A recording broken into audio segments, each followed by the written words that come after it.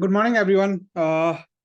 So today we're going to discuss about why do we feel low on energy? Why there's a lot of fatigue. What is the underlying cause behind it, and how we can actually improve our energy levels. Right.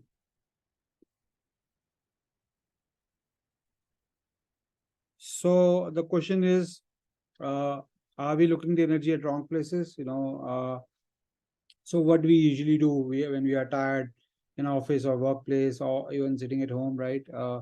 We generally want to grab that cup of coffee or take some sugar for that energy boost, right? That's a lot of people. That's what they do, right? And so why do we feel fatigue? It goes to some down very fundamental, right? So if we are experiencing a lot of low grade chronic inflammation, right? So when we have inflammation, a lot of this energy set out for our cells are hijacked by the immune cells to actually tackle the pathogen, and that's why we have low on energy, right? Or it can be oxidative stress, which leads to release of a lot of free radicals, which again does a lot of inflammation, which is bad for our body, and we really need some sort of antioxidants to counter the effect of ROS, or what we call as free radicals, right? Or probably we have the lack of certain B vitamins, vitamin D, iron, magnesium specifically, which is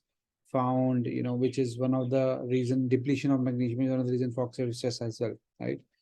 So how do we? So let's discuss how do we, how our body generates energy. So we all know about the mitochondria,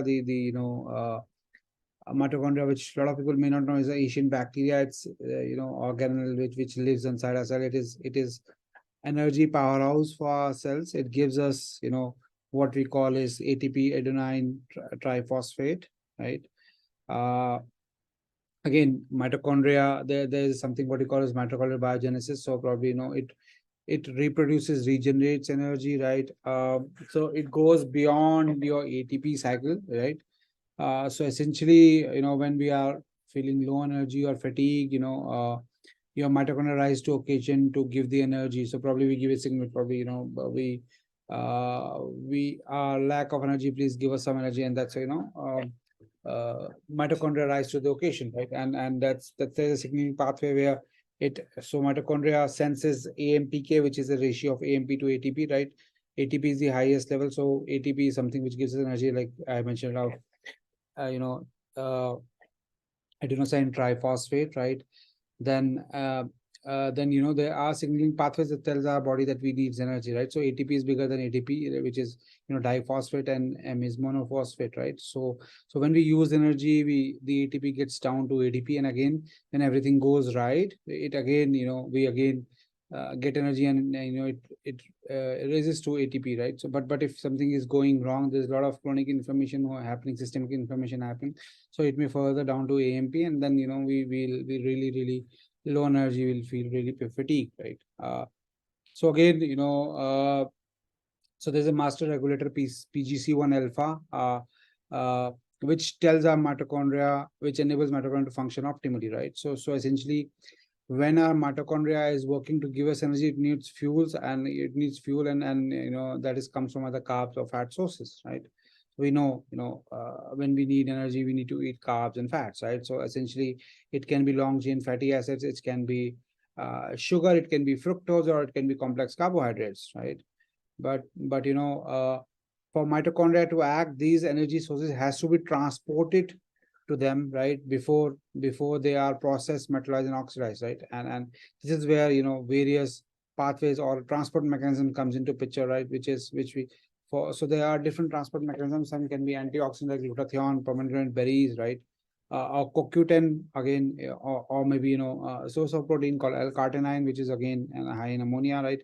B vitamins, vitamin B6, B9, B12, NAD plus again gives boost mitochondrial biogenesis. But again, if we have a lot of if we have a high uric acid, or if we have a lot of systemic inflammation, or various virulence factors, or maybe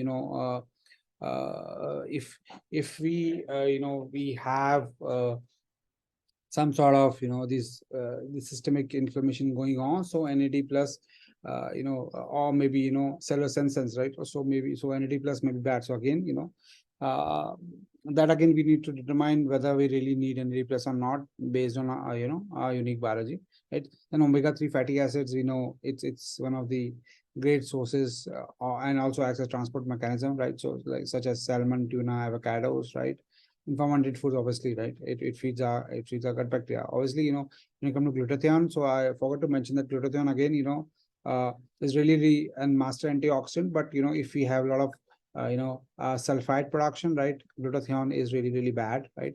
So we cannot fall for any such recommendations that if you have oxidative, start taking all antioxidants, all fruits, vegetables, or glutathione, right? We need to see how various biological pathways, how our body is functioning at a molecular level. We need to measure our unique biology. So that is really important to understand whether a molecules in the food is going to give us good things or bad things, right?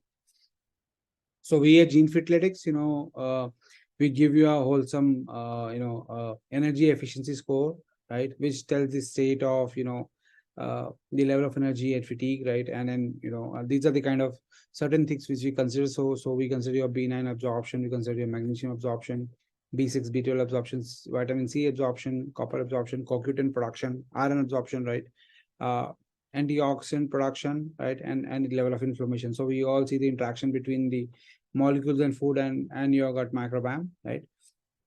So essentially, coffee or sugar may not be the right solution for you, right? And even we need to understand what transport mechanism our body needs right now. So if you are generally taking L-carnitine and your body doesn't need that much, so it will start having headache because it will increase your acetylcholine levels, right? So essentially, uh, you really need to understand what transport mechanisms your body needs, what signaling pathways are going on inside your body, what kind of signals, how the signal has to be given to mitochondria, how these transport mechanisms comes into picture, right? And that's what is required when it comes to fatigue and energy levels, right? So that's it for today. And today evening we are having a webinar at 6 p.m. We'll be discussing a lot of interesting stuff, right? We'll also discussing about the oral, soon to be launched oral microbiome product, and our glycemic response prediction model. So if anyone wants to join,